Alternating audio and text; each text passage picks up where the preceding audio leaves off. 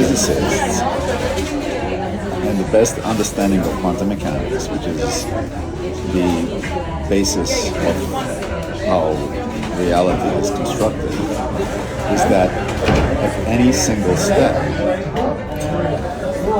the universe is probabilistic.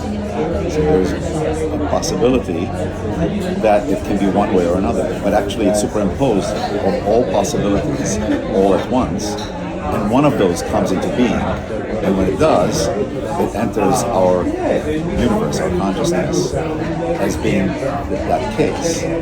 So, according to physicists, not according to me, to very smart physicists, like really brilliant, not just, there is a version of you that is going to lose your hair. There's a version of you whose hair comes back better than ever. Okay?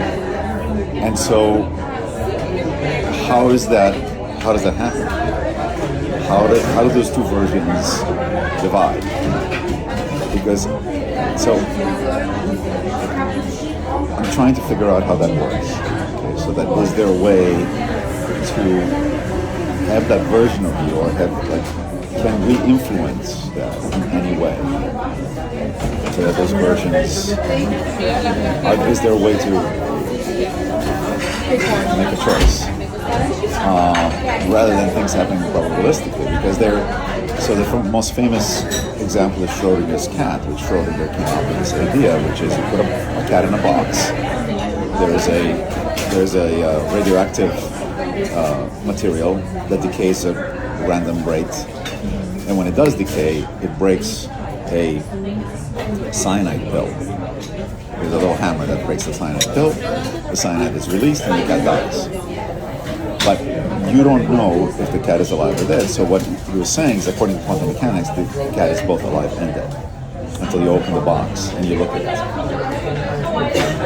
So it's a very, very weird concept. Like, how can something be both alive and dead? It's the most contradictory thing ever, right? So you think, but according to very smart physicists, they say that that is indeed the case.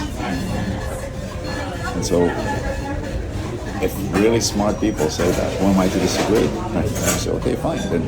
Then we live in a universe in which I'm both alive and dead. I have hair and I don't have hair. You're cured from cancer, you're not cured from cancer. Like this, these are the two scenarios.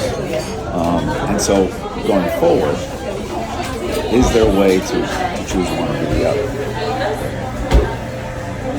And I think the hook is going to have to be here that I think consciousness is at its base element a quantum mechanical phenomenon. Uses quantum mechanics somehow. And if there's a way to tunnel through that, through consciousness into the quantum mechanical world. Good morning. Omelet.